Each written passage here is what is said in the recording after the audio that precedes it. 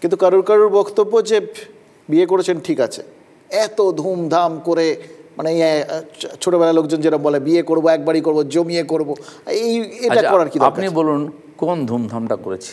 আমার যিনি স্ত্রী তিনি বাড়িতে, ছেলে আর উনি থাকেন, ছেলে অফিসে, উনি একা ছিলেন সারাদিন, তাকে গায়ে হলুদ করার লোক নেই, তার মামা বাড়ি দুজন এসে তারা নিয়ে আমার বাড়িতে চলে এলাম, এখানে নিয়ে আসুন, আমার একটা হল আছে, বিয়ে হয়ে যায়।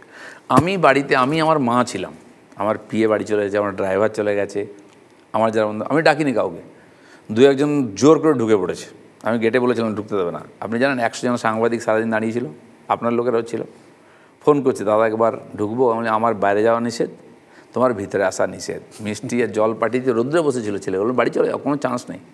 আর আমি পণ্ডিতকে খুব ক্লাস নিয়েছি, আমি দেখুন বৈদিক মতে যেটুকু আছে, কোনো আড়ম্বর নাই, কোনো রিচুয়ালস নেই, একটা ফালতু কথা জানেন না, যেটুকু বৈদিক রীতি ওইটাই, মালা বদল আর ওই সাত ফেরা ইত্যাদি হতে পারে।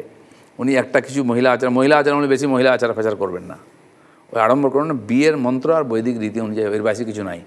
আচ্ছা স্যার, এভাবে বিয়ে করেছি আমি, যাকে বিয়ে করেছি উনিও এসেছেন, আমি বিয়ে করতে যাব বলিনি, উনি সাজেশান দিয়েছেন আমাকে, আমার মনে হলো এটা এখন দরকার আছে, এই বয়সে তো একটা কেউ দেখার দরকার আছে, এখন মাকে দেখার দরকার আছে, তারপরে আমাকে দেখার দরকার আছে, তার মানে ভগবানও দেখবেন আমাকে, পার্টি তো দেখবেই না, তো তা আমি বুড়ো বয়সে কী করবো?